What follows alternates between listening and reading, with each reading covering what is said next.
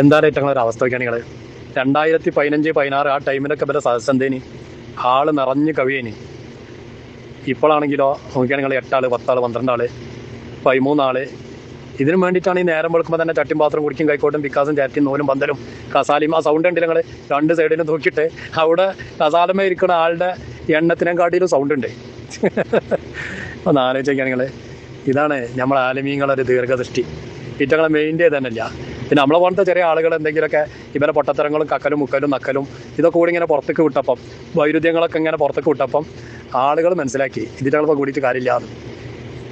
ഇതിറ്റങ്ങളെ കൂടെ കൂടിയാൽ ദീനും ഉണ്ടാവില്ല, ദുന്യാവും ഉണ്ടാവില്ല. ദുന്യാവ് മുഴുവൻ ജയിക്കിന് കാണിക്കണം. ദീനാണെങ്കിലോ ഈ ജാതി ഈപത്തും നമീമത്തും തെറിയും പറഞ്ഞ ആൾക്കാരെ കേട്ടിട്ടുണ്ടെങ്കിൽ മരിച്ചാണ് ചെന്നാൽ മതിയാവും. കോമാണ്ടി സുലൈമാണ്ടി മീരാണ്ടി ഒന്നും അപ്പം ഉണ്ടാവില്ല. അവ രണ്ടും ഇല്ല. ഓരോ ആളുകളുടെ അവസ്ഥ ഒന്ന് ആലോചിച്ച് നോക്കുകയാണെങ്കിൽ വലിയ കഷ്ടമായിട്ടുള്ളപ്പോൾ വീട് ഒന്നിക്ക് വിറ്റ് വാടക വീട്ടിലാണ്, അല്ലെങ്കിൽ ആധാരം പണയം വെച്ചിക്കാണ്, പെണ്ണുങ്ങളെ കുട്ടികളെ പണ്ടം മുഴുവൻ പണയം വെച്ചിക്കാണ്. ഈ കോലത്തിലാണ്. എന്താ ചെയ്യുക? കൊമാണ്ടി ഇങ്ങനെ പറയും, ഓനിങ്ങനെ സർക്കിറ്റ് അടിച്ചണ്ടേ, ഗ്ലോബൽ വില്ലേജിൽ പോകണം, ദുബായിൽ പോകണം, അവിടെ പോകണം, ഇവിടെ പോകണം, ബാംഗ്ലൂർ പോകണം. ഇതിങ്ങനെ വേനക്കുമായിട്ട് നടക്കല്ലേ.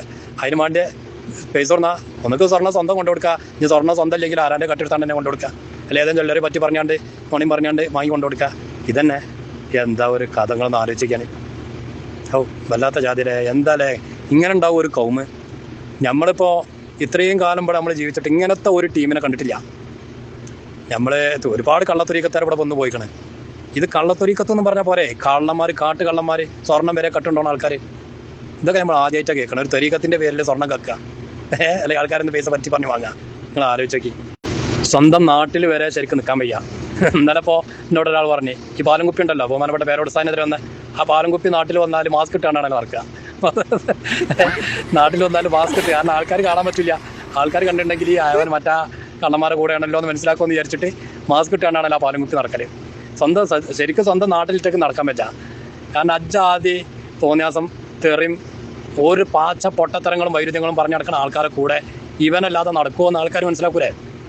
എന്നിട്ട് മാസ്ക് ഇട്ട് നടക്കുന്ന നാട്ടിൽ ചില ആൾക്കാരുടെ ഭാര്യമാരെന്നേറ്റങ്ങൾ ഒഴിവാക്കി പോയിക്കണം ഈ ജാതി പേച്ച ആശയം കൊണ്ട് നടന്നിട്ട്. നമുക്കറിയാതൊന്നും വെറുതെ പറയില്ല കേട്ടോ, ഇതിനൊക്കെ അടിസ്ഥാനമുണ്ട്. ഞാൻ അറിയുന്നതാണ് പലരെയും. പല ഭാര്യമാരൻ എന്ത് ചെയ്തിക്കാണ് ഇവർ ഒഴിവാക്കി പോയിക്കണം. എന്നിട്ട് ആശ്രമത്തിൽ അവിടെയൊക്കെ കൈയാണ്. അതുപോലെ ചില ആൾക്കാരെ വീട്ടിൽ നിന്ന് തന്നെ ഇറക്കി വിട്ടുക്കണം. അനജാതി പേച്ച ആശയം കൊണ്ട് കണ്ട് എങ്ങനെ വീട്ടിൽ നിർത്തുക?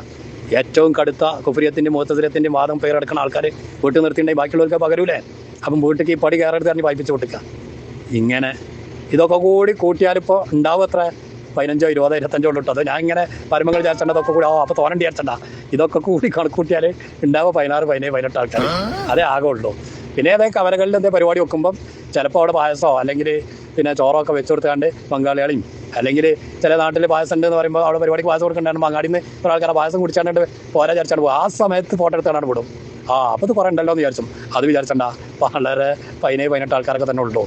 ഇനി എവിടെ നിങ്ങൾ പോയി നോക്കണ്ടേ? ഓഡിറ്റോറിയത്തിലാണെങ്കിൽ ഇന്നാളെ നമ്മൾ പറഞ്ഞില്ല മാവൂര് നടന്ന് 12, 13 ആൾക്കാർ അങ്ങനെ ഉള്ളൂ. നിങ്ങളൊരു ഗതികേടാലോചിച്ച് ഇങ്ങള് കുടുങ്ങിയതന്നെ ചങ്ങായിമാരെ.